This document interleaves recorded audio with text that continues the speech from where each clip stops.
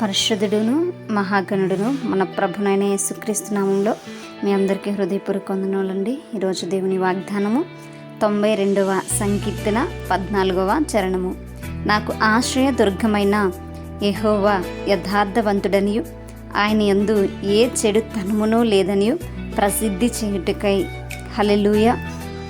మరి ఆ భక్తుడు తెలియచేస్తున్నటువంటి రీతిగా మనము విశ్వసించుచున్నటువంటి మన దేవుడు మనకి ఆశ్రయ దుర్గమై ఉన్నాడు. ఆయన మరి మనల్ని నడిపిస్తున్నటువంటి వాడు, మనకి ఆదరణ కలుగజేస్తున్నటువంటి వాడు, మనకి తండ్రిగా ఉన్నటువంటి వాడు అనేటువంటి సత్యమును మనం జ్ఞాపకం చేసుకోవాలి. ఆయన ఆశ్రయ దుర్గము అనగా మన చుట్టూ ఆయన ప్రాకారంగా ఉన్నాడు. శత్రువుల నుంచి మనల్ని తప్పించడానికి, అపవాది క్రియల నుంచి మనల్ని విడిపించడానికి మనకి మరి ఒక ఆశ్రయముగా ఉన్నాడు. మన ఇల్లు మనల్ని ఎలా సంరక్షిస్తుందో వాన నుంచి, ఎండ నుంచి, శత్రువుల నుంచి, జంతువుల నుంచి, అదే విధంగా దేవుడు కూడా మనల్ని రక్షించేటువంటి వాడుగా, సంరక్షకుడుగా మనకున్నాడు అనేటువంటి సత్యము మనము గుర్తి ఎరిగేటువంటి వారముగా మనం ఉండాలి. ఆయన యథార్థపరుడు అనేటువంటి విషయాన్ని మనం జ్ఞాపకం చేసుకోవాలి. ఆయనకున్నటువంటి మంచి లక్షణము యథార్థవంతుడు. ఆయన ఒకరిని మోసం చేసినటువంటి వాడు కాదు. ఆయన ఒక గోత్రానికే దేవుడే మాత్రం కూడా కాదు. ఆయన ప్రతి విషయంలో కూడా మరి ఆయన మంచివాడు అనేటువంటి విషయాన్ని మనకి ఇక్కడ తెలియచేస్తున్నాడు. అదేవిధంగా ఆయన యందు ఏ చెడుతనమును లేదు. నిజంగా ఈ విషయము మనము చాలా గట్టిగా చెప్పవలసినటువంటి వారమై ఉన్నాం.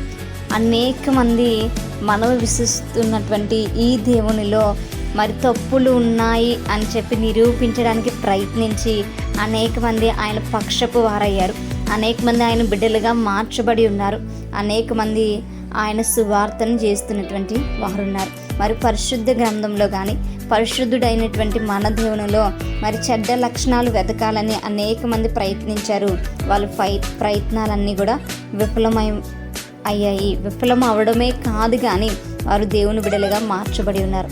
ఈరోజు అనేక మంది మరి మన దేవుని కోసం నానా విధంగా మాట్లాడుతున్నారు. అయితే వారందరి యొక్క మాటలు, వారి యొక్క ఉద్దేశములు తప్పు అనేటువంటి విషయాన్ని మనం జ్ఞాపకం చేసుకుంటూ, మన దేవుడు గొప్పవాడు, ఆయనలో ఎలాంటి చెడు లేదు, ఆయన మంచివాడు, అందరికీ ఉపకారి అనేటువంటి విషయాన్ని మనము చాటి చెప్పేటువంటి వారు ఉండాలి. ఎప్పటి వరకు అంటే మన ముసలితనం వరకు కూడా మనము ఆయన కొరకు ఆయన యొక్క నామ ఘనతాన్ని ప్రసిద్ధి చేసేటువంటి వారముగా ఉండాలి. అందుకొరకే దేవుడు మనల్ని నియమించుకున్నాడు అనేటువంటి విషయాన్ని మనం జ్ఞాపకం చేసుకుంటూ మన దేవుని కోసం మనం సాక్ష్యం ఇచ్చేటువంటి వారముగా ఉండాలి. ఆయన మనకి మాత్రమే దేవుడు కాదు కానీ మొత్తం భూ ప్రపంచం అంతటికీ కూడా ఆయన దేవుడై ఉన్నాడు అనేటువంటి సత్యాన్ని మనం చాటి చెప్తాం. అటువంటి కృప దేవుడు మనందరికీ కూడా అనుగ్రహించును గాక.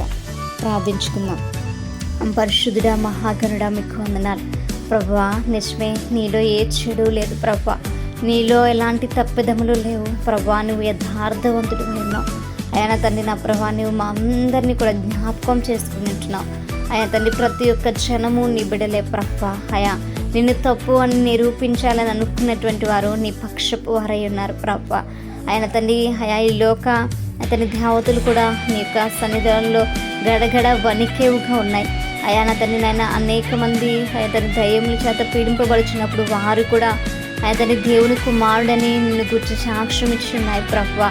అతన్ని అంత గొప్ప దేవుడు కనుక ప్రభా, నిన్ను వెంబడించేటువంటి వారముగా మేము ఉండటం మాకు నేర్పించు.